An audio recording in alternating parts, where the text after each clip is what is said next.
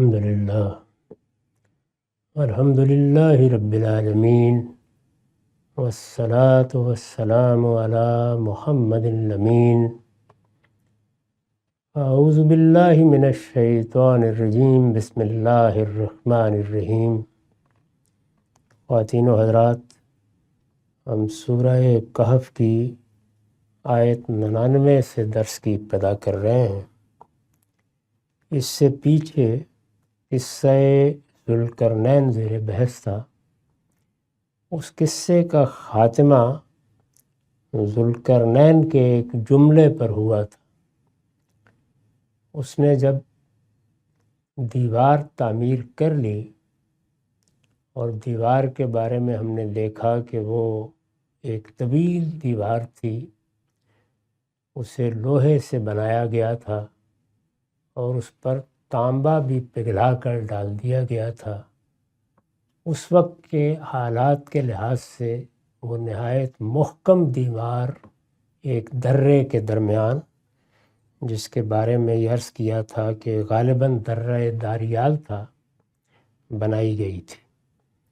اس میں آخر میں یہ کہا تھا کہ یہ میرے پروردگار کی رحمت ہے، میں تو ایک عاجز بندہ ہی ہوں، اسی کا ظہور ہوا ہے، اور اس دیوار کی پختگی کو دیکھ کر یہ خیال نہ کرو کہ یہ میرے پروردگار کے مقابلے میں بھی پختہ ہے۔ اس کے وعدے کا وقت جب آ جائے گا تو وہ اس کو ڈھا کر برابر کر دے گا۔ الفاظ یہ تھے کہ فَإِذَا جَاءَ وَعْدُ رَبِّي جَعَلَهُ دَكَّ وَكَانَ وَعْدُ رَبِّي حَقًّا۔ پھر جب میرے پروردگار کے وعدے کا ظہور ہوگا تو وہ اس کو ڈھا کر برابر کر دے گا، اور میرے پروردگار کا وعدہ برحق ہے۔ اس جملے پر قصہ ذوالقرنین ختم ہوا ہے۔ قرآن مجید نے اسی وعدے سے مضمون کو اٹھا دیا ہے، یعنی جب اس نے قیامت کے وعدے کی طرف اشارہ کر دیا تو اسی جگہ سے مضمون کو آگے بڑھایا۔ اللہ تعالیٰ کی کتاب میں اصل مضمون انذار قیامت ہی کا ہے، چنانچہ جو سبق اس واقعے سے دینا تھا وہ تو زیر بحث آ چکا، لیکن اصل مضمون کے ساتھ اب اس کو مربوط کر دیا ہے۔ تو فرمایا وَتَرَكْنَا بَعْضَهُمْ يَوْمَئِذٍ يَمُوجُ فِي بَعْضٍ۔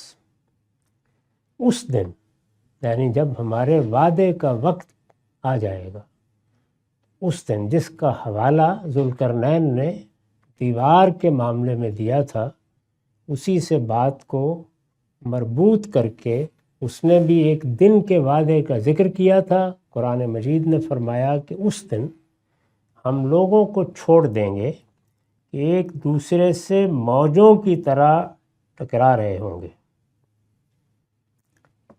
یہ گویا قیامت کے ظہور کی تصویر ہے۔ قیامت کے ظہور کا وقت کیا ہے؟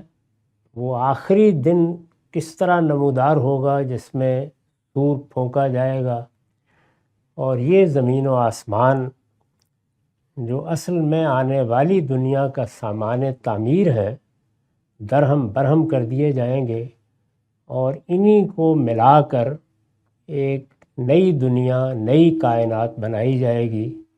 وہ کائنات بھی اسی سامان تعمیر سے، جیسے کہ قرآن بیان کرتا ہے، وجود میں آئے گی، لیکن وہ بالکل بدلی ہوئی کائنات ہوگی۔ یوم تبدل الارض غیر الارض والسماوات۔ ہم اس زمین کو اور ان سب آسمانوں کو اٹھائیں گے اور نئے زمین و آسمان میں تبدیل کر دیں گے۔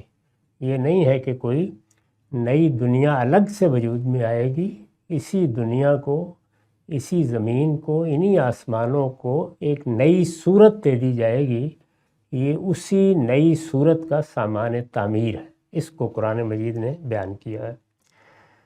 یہ جس دن ہوگا، اللہ تعالیٰ نے اس دن کا علم کسی کو نہیں دیا۔ یہ بات بھی قرآن مجید میں جگہ جگہ زیر بحث آئی ہے کہ قیامت کے دن کا علم، یعنی فی الواقع قیامت کس دن برپا ہو جائے گی، صرف اللہ تعالیٰ کے پاس ہے۔ یہ نہ کسی پیغمبر کو دیا گیا ہے، نہ کسی مقرب فرشتے کو دیا گیا ہے۔ بعض جگہوں پر لوگوں نے جب مطالبہ کیا ہے کہ ہمیں بتایا جائے یہ جہاز کب لنگر انداز ہوگا، تو یہ بتا دیا گیا ہے کہ اس کا علم تو اللہ ہی کے پاس ہے۔ تاہم اس کی بعض نشانیاں، اس کے بعض آثار اللہ تعالیٰ نے بھی بتائے ہیں اور اللہ کے پیغمبروں کو بھی بتائے گئے ہیں۔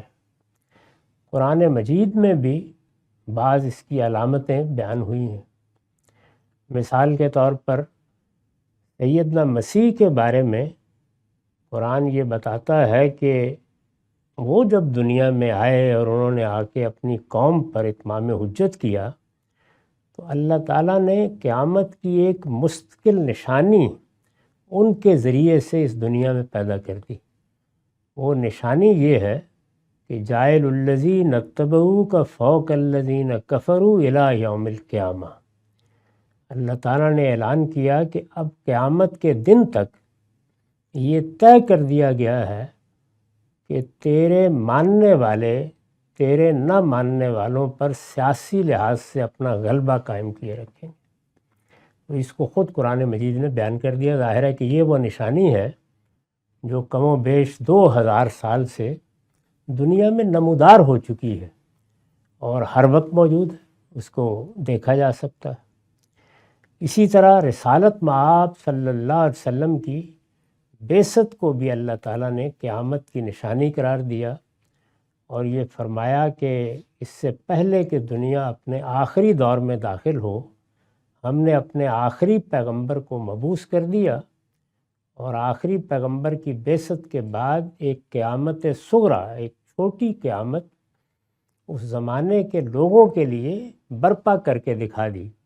اس کے آثار بھی اتنے غیر معمولی تھے اور وہ تاریخ کی روشنی میں اس طرح واقع ہوئی کہ ساری دنیا اس سے واقف ہے، اس سے استدلال کیا جا سکتا ہے۔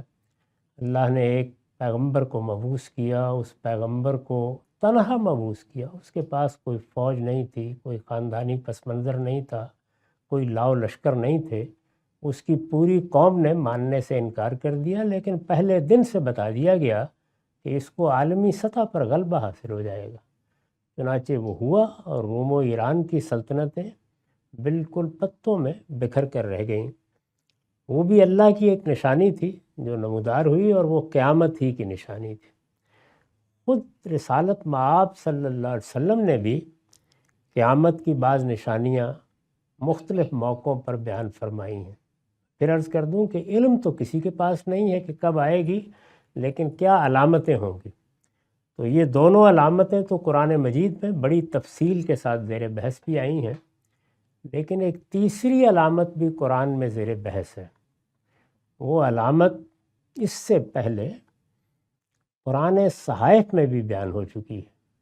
چنانچہ اگر آپ بائبل کا مطالعہ کریں تو اس کے بالکل آخر میں سیدنا مسیح علیہ السلام کا ایک مکاشفہ ہے جس کو یوحنا نے روایت کیا ہے۔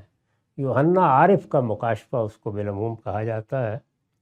اس کو اگر آپ پڑھیں تو اس کے بالکل آخر میں جا کر اس مکاشفے میں انہیں بعض مستقبل کے حقائق دکھائے گئے ہیں۔ اس کے بعض حصے میں نے اپنی کتابوں میں نقل بھی کیے ہیں۔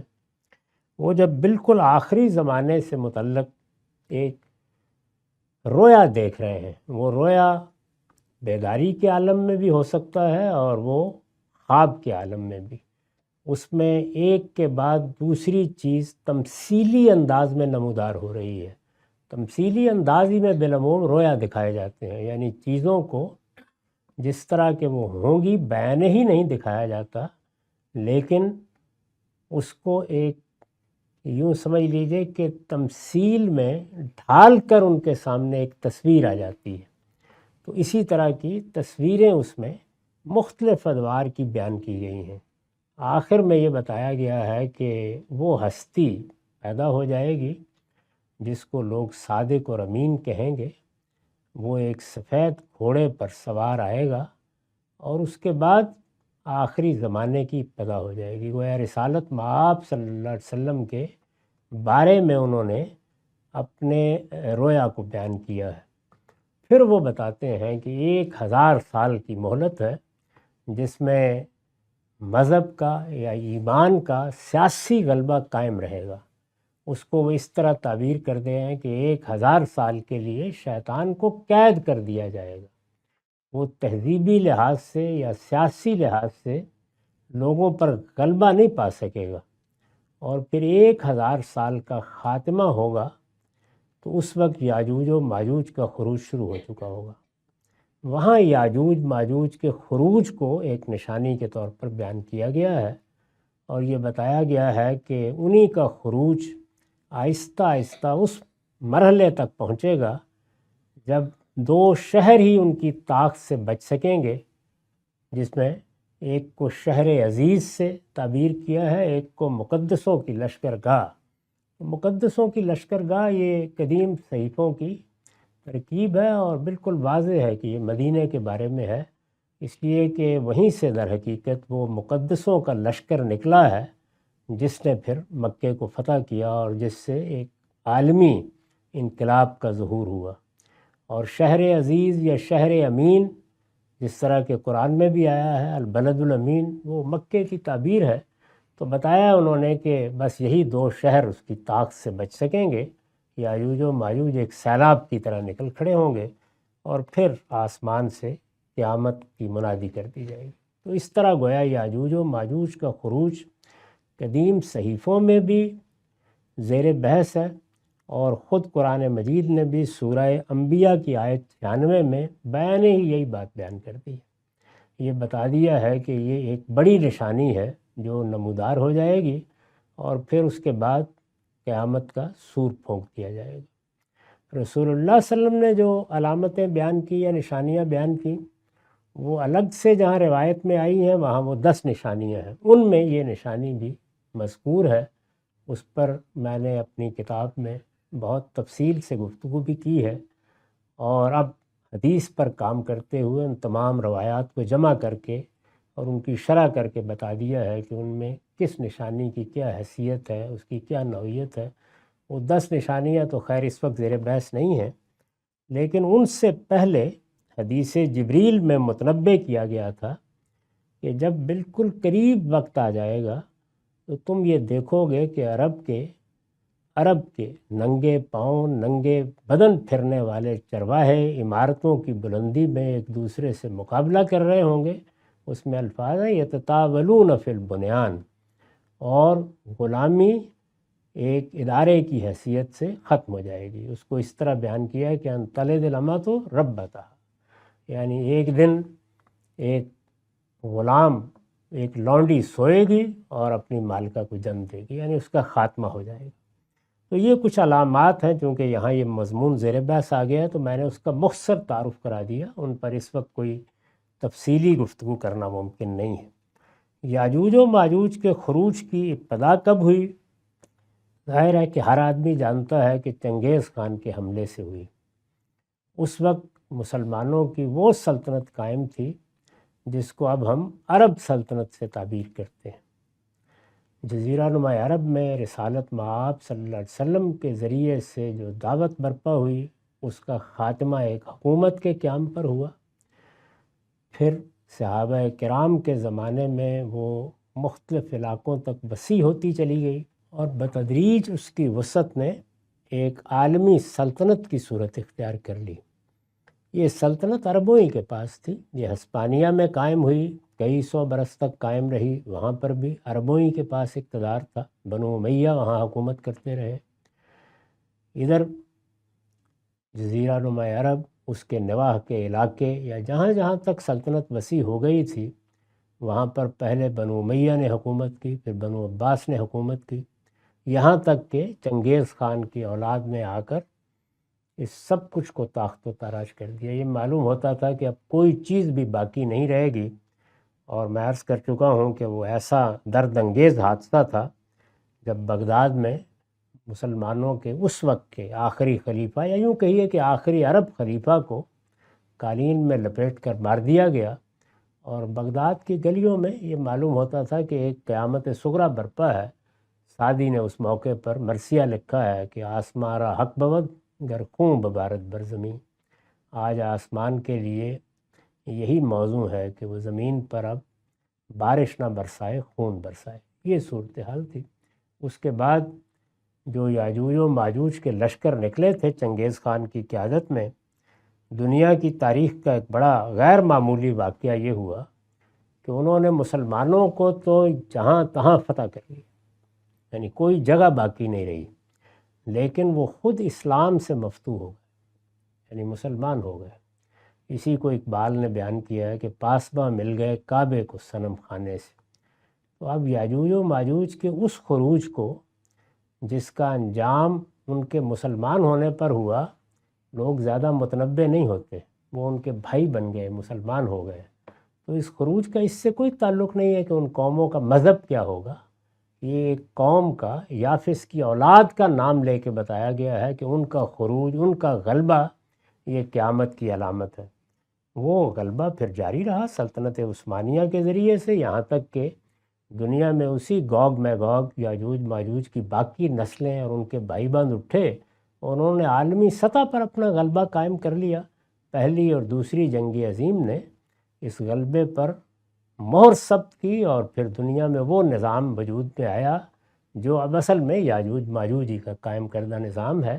وہ آخری خروج جس میں قرآن نے جیسے تصویر کھینچی ہے کہ یہ صورت بن جائے گی کہ لگ رہا ہوگا کہ ہر گھاٹی سے گویا وہی عمڈے پڑ رہے ہیں، وہ قیامت کو برپا کرنے والا دن بن جائے گا۔ اس دن کی تصویر ہے یہ۔ وَتَرَكْنَا بَعْضَهُمْ يَوْمَئِذٍ يَمُوجُ فِي بَعْضٍ، اس دن ہم لوگوں کو چھوڑ دیں گے کہ ایک دوسرے سے موجوں کی طرح ٹکرا رہے ہوں۔ اس پر میں نے لکھا ہے، یہ اس وقت کی تصویر ہے جب یاجوج و ماجوج اپنے علاقوں سے نکل کر ہر بلندی سے لوگوں پر پل پڑیں گے۔ یعنی خروج کی ابتدا تو کم و بیش 500 سال سے ہو چکی ہے، لیکن وہ اس جگہ تک پہنچ جائے گا، ان کی موجیں اٹھتی رہیں گی، اور پھر آخر میں یہ شکل ہوگی۔ ہم پیچھے بیان کر چکے ہیں کہ وہ نوح علیہ السلام کے بیٹے یافس کی اولاد ہے۔ یعنی یہ کون ہے؟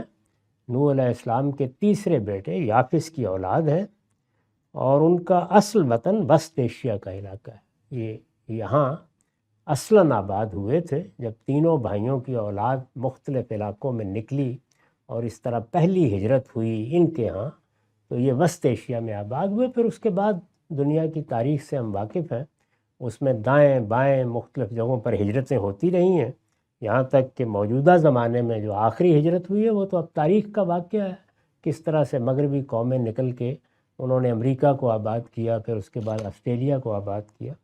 لیکن اس سے پہلے کے واقعات سے بھی اب دنیا بڑی حد تک واقف ہے۔ تو ان کا اصل وطن وسط ایشیا کا علاقہ ہے۔ سورہ انبیاء کی آیت 96 میں ان کے اس خروج کا ذکر ہوا ہے۔ وہاں صاف اشارہ ہے کہ قیامت ان کی اسی عالمگیر یورش کے اندر سے نمودار ہو جائے گی۔ یعنی وہ نکلیں گے، پھر نکلنے کا عمل کئی سو سال تک جاری رہے گا، اس طرح کہ جیسے ایک ریلا آیا چلا گیا، دوسرا ریلا آیا چلا گیا، یہاں تک کہ پھر وہ ریلا آئے گا کہ جس کی یورش کے اندر سے قیامت برپا ہو جائے گی۔ اس لحاظ سے یاجوج و ماجوج کا خروج اور قیامت گویا ایک ہی دن کے واقعات، یعنی قرآن مجید اس کو اس طرح بیان کرتا ہے۔ اور یہ جو ایک ہی دن کا مطلب یہ نہیں ہوتا کہ 24 گھنٹے میں، ایک ہی زمانے میں، ایک ہی وقت میں یہ سب ہو رہا ہوگا۔ اس کو یہاں اس دن یوم اذن سے تعبیر کیا ہے۔ اس دن ہم لوگوں کو چھوڑ دیں گے کہ ایک دوسرے سے موجوں کی طرح ٹکرا رہے ہوں گے، اور پھر کیا ہوگا؟ وَنُفِخَ فِی الصُّورِ، اور اسی یورش میں، اسی سیلاب میں، جب یہ انسانوں کا سیلاب اٹھ رہا ہوگا تو سور پھونک دیا جائے گا۔ وَجَمَعْنَهُمْ جَمْعًا، اور اس طرح ہم ان سب کو اکٹھا کر لیں گے۔ یعنی جو محشر برپا ہونا ہے اس کی گویا تصویر کھینچی ہے۔ اس کے ظاہر دو حصے ہیں، ایک میں جو اس وقت دنیا میں لوگ موجود ہیں جب اللہ تعالیٰ کی طرف سے سور پھونکا جائے گا، ان کو اکٹھا کرنے کا عمل ہے، یہ اس کو بیان کیا ہے، اور ایک ان لوگوں کو اکٹھا کرنے کا عمل ہے جو قبروں سے زندہ ہو کر نکلیں گے، اور پھر ان کے لیے گویا حشر کا میدان گرم ہو جائے گا۔ اس کی وضاحت میں نے لکھا ہے کہ آیت میں لفظ جمن اس حقیقت کو ظاہر کرتا ہے کہ اس حشر سے کوئی بھی نہیں بچے گا، چھوٹے بڑے، عامی و عارف اور عابد و معبود سب پکڑ بلائے جائیں گے، اور جب یہ ہو جائے گا تو وَعَرَضْنَا جَهَنَّمَ يَوْمَئِذٍ لِّلْكَافِرِينَ عَرْضًا، سورہ کا اصل مضمون انذار کا ہے، یعنی منکرین کو خبردار کرنے کا۔ چنانچہ اسی طرف مراجعت کر کے فرمایا کہ اس دن ہم دوزخ کو ان منکروں کے سامنے پیش کریں گے جن کی آنکھوں پر میری یاد دہانی سے پردہ پڑا، یعنی میں تو بار بار پیغمبر بھیجتا رہا، اللہ تعالیٰ فرماتے ہیں، اور ان کو متنبع کرتا رہا، لیکن انہوں نے میری یاد دہانی کو، میرے ذکر کو کبھی اہمیت نہیں دی۔ میں نے پہلے دن سے اس کا اہتمام کیا کہ اس دن سے لوگوں کو خبردار کیا جائے، دنیا میں ان کو کیا کرنا ہے، کیا جاننا ہے، اپنے لیے کیا سہولتیں پیدا کرنی ہیں، کیا نظم بنانے ہیں، اس کے لیے تو علم و عقل کی بے پناہ قوتوں سے نواز کر ہم نے ان کو بھیج دیا تھا۔ اصل مسئلہ یہی تھا کہ وہ دنیا کی اس تگ و دو میں اس دن سے کہیں بے خبر نہ ہو جائیں، غافل نہ ہو جائیں، جس دن سب لوگوں کو ہماری بارگاہ میں حاضر ہونا ہے، جس کو یہاں پر جم سے تعبیر کیا ہے، اس محشر سے بے خبر نہ ہو جائیں۔ چنانچہ ہم ہمیشہ اپنے پیغمبر بھیجتے رہے، اور وہ صرف اسی مقصد سے بھیجے گئے کہ لوگوں کو انذار کر دیں، خبردار کر دیں، اس دن کے بارے میں باخبر کر دیں۔ وہ اس دن کے لیے ان کو متنبع کرتے رہے، اس کی نشانیاں بتاتے رہے، اس میں کیا ہوگا اس کی تفصیلات بتاتے رہے۔ ان کا موضوع اور ان کا اصل مضمون ہی یہی تھا۔ اسی لیے قرآن مجید اس کو جب ایک لفظ میں بیان کرتا ہے تو یہ کہتا ہے کہ رسل مبشرین و منذرین، ہم تو اپنے پیغمبر بھیجتے رہے ہیں جو خبردار کرتے رہے ہیں کہ لوگوں ایک دن یہ دنیا ایک دوسری دنیا میں تبدیل ہونے والی ہے، اور اس دنیا میں تم سب کو جمع کر لیا جائے گا، وہاں کسی کے لیے بچ نکلنے کی کوئی گنجائش نہیں ہوگی، اور تم سب اپنے پروردگار کی بارگاہ میں حساب کتاب کے لیے پیش کر دیے جاؤ گے۔ اس کو اب سامنے لا کر بتایا ہے کہ یہ ہوگا وَعَرَضْنَا جَهَنَّمَ يَوْمَئِذٍ لِّلْكَافِرِينَ عَرْضًا، اور اس دن ہم دوزخ کو ان منکرین کے سامنے پیش کریں گے۔ کون منکرین؟ الَّذِينَ كَانَتْ أَعْيُنُهُمْ فِي غِطَاءٍ عَنْ ذِكْرِي، جن کی آنکھوں پر میری یاد دہانی سے پردہ پڑا رہا، یعنی میرے پیغمبر بتاتے رہے، متنبع کرتے رہے، خبردار کرتے رہے، ان کو دوزخ کی یاد دہانی کی جاتی رہی، لیکن ان کی آنکھوں پر پردہ پڑا رہا۔ وَكَانُوا لَا يَسْتَطِيعُونَ سَمْعًا، اور وہ کچھ سن نہیں سکتے، یعنی ایسے لگتا تھا کہ ان کے کانوں میں ڈانٹ آ گئی، ان تک آواز پہنچ ہی نہیں رہی۔ جہاں تہاں سے میری کتابیں اور میرے پیغمبر پکارتے رہے کہ خبردار ہو جاؤ، یہ دنیا تمہارے لیے ایک عارضی دنیا ہے، یہ ابتلا کے لیے بنائی گئی ہے، تمہارا پروردگار اگر تمہیں اس میں مہلت دے رہا ہے تو اس کے یہ معنی نہیں ہے کہ تم اپنی منزل سے بے خبر ہو جاؤ، آخری انجام ہونے والا ہے، اس میں زیادہ وقت نہیں لگے گا، اور جو اس وقت دنیا سے جا رہے ہیں وہ بھی سوئے ہوئے ہیں، ان کو بھی ایسے ہی معلوم ہوگا جب اس دن سور پھونکا جائے گا کہ ہم شاید دوپہر کو سوئے تھے اور شام کو اٹھ گئے، یا ایک رات کے لیے سوئے تھے، اس سے زیادہ کی خبر بھی نہیں ہوگی۔ تو یہ گویا تمہارے ساتھ لگا ہوا دن ہے، اس کے بارے میں خبردار ہو جاؤ۔ لیکن فرمایا کہ لا یستطیعون سمع، کچھ سن نہیں سکتے تھے، تو فرمایا کہ اس طریقے سے یہ معاملہ ہوگا۔ اس پر میں نے لکھا ہے یعنی جس دوزخ کی یاد دہانی کی گئی اور اسے عقل کی آنکھوں سے نہ دیکھ سکے، یہاں ظاہر ہے کہ وہ دوزخ ان آنکھوں سے نہیں دکھائی جا رہی، نہ جنت، وہ عقل کی آنکھوں سے دکھائی جا رہی ہے، اس کے لیے استدلال کیا جا رہا ہے، وہ نہ دیکھ سکے۔ تو فرمایا پھر اس دن وہ ایسے سامنے آ جائے گی کہ اسے سر کی آنکھوں سے دیکھنے کے لیے مجبور ہوں گے، اس کا انکار کرنا کسی کے لیے ممکن نہیں رہے گا۔ اس طرح قرآن مجید نے ذوالقرنین کے قصے کو جب وہ خاتمے کو پہنچ رہا تھا اسی کے ایک جملے پر ختم کیا، اور اس جملے میں اللہ تعالیٰ کے جس وعدے کا ذکر ہے، یہ اللہ کا وعدہ ہے کہ وہ اس دنیا کو ایک نئی دنیا میں تبدیل کرے گا، ایک بڑا حشر برپا ہوگا اور اس کے بعد ابدی زندگی کی ابتدا ہوگی۔ اس کو اللہ تعالیٰ اپنا وعدہ کہتا ہے اور یہ فرماتا ہے کہ ان اللہ لا یخلف المیعاد، اللہ اپنے وعدوں کی خلاف ورزی نہیں کیا کرتا۔ اس وعدے کا ظہور کس طریقے سے ہوگا؟ کیونکہ اس نے یاجوج و ماجوج کے خروج کے لیے دیوار بنائی تھی، یعنی اس علاقے میں ان کے قبائل کیونکہ طاقت کرتے رہتے تھے جیسے کہ پیچھے بیان ہوا ہے، اور وہاں کے لوگوں نے، قریب کے علاقے کے لوگ جو کوہ قفقاز کے نیچے رہنے والے تھے، اس سے درخواست کی، اس نے ایک دیوار بنا دی اور یہ بتا دیا کہ ان کے لیے یہ دیوار اسی وقت تک رکاوٹ بنے گی جب تک ان کے خروج کا اللہ کی طرف سے فیصلہ نہیں ہو جاتا۔ اس نے تو اس کو اجمال سے بیان کیا تھا، قرآن نے اس کی پوری تفصیل بیان کر دی کہ یہ ایسے ہوگا، اور جب ہوگا تو پھر یہی محسوس ہوگا کہ جیسے سیلاب کے بند ٹوٹ گئے، اس طرح کی صورتحال پیدا ہو جائے گی۔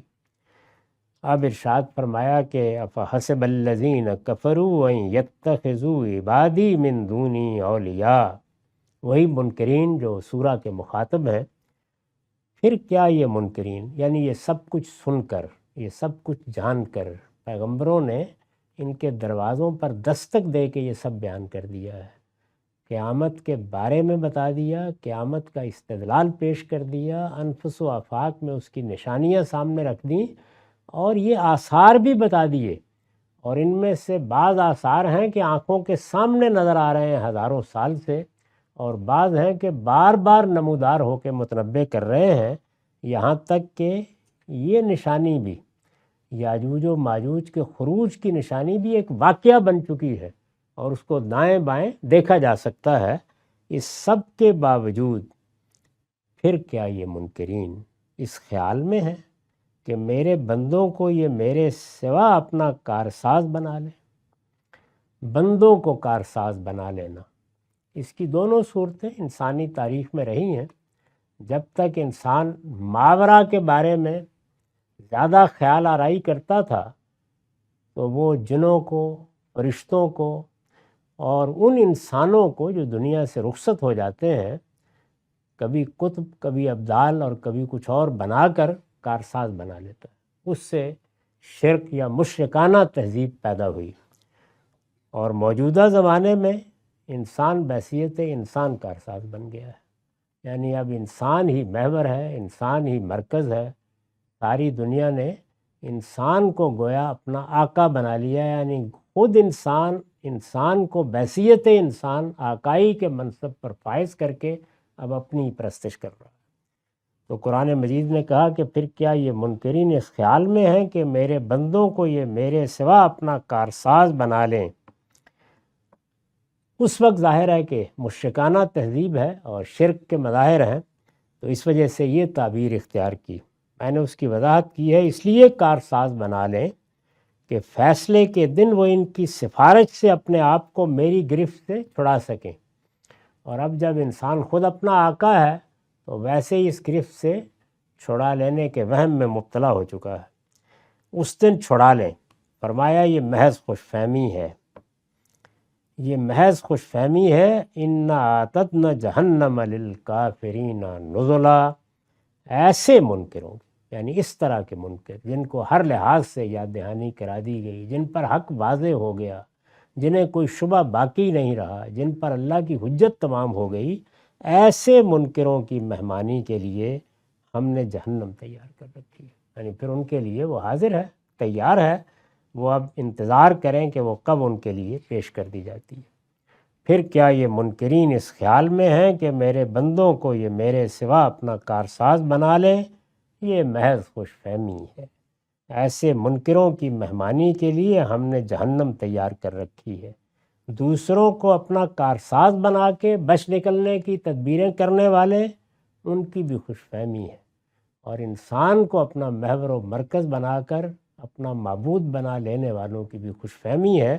ایسے منکروں کی مہمانی کے لیے ہم نے جہنم تیار کر رکھی ہے۔ اقول قولی ھذا واستغفر اللہ لی ولکم ولسائر المسلمین۔